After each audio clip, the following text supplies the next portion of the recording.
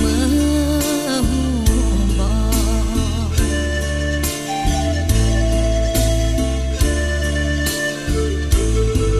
ขอบคุณ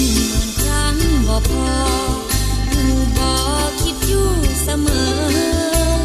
ขีดเส้นใต้2 เส้นใต้ชื่อย้ำใจอ่านเจอ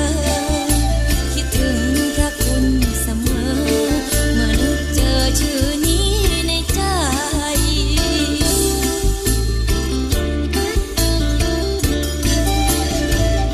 ขอบคุณหลายๆที่ส่งหาคอยนำพาตราบวันข้างหน้าจะกอดสัญญาใจไว้เฝ้าภาวนาอย่าแปรเปลี่ยนเมื่อวันผ่านไปเก็บพระคุณเป็นต้นทุนใจอยู่ในหัวใจเสมอ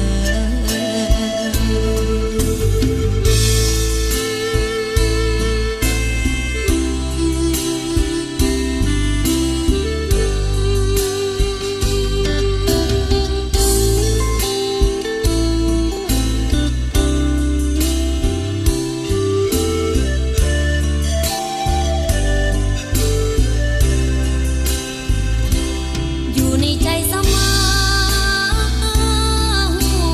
บอกอยู่ในใจเสมอบอก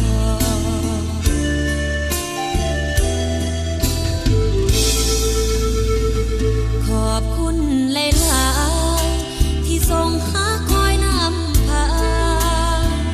ตราบวันข้างหน้าจะกอดสัญญาใจไว้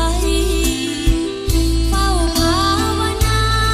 อย่าแปรเปลี่ยนเมื่อวันผ่านไปเก็บพระคุณเป็นต้นทุน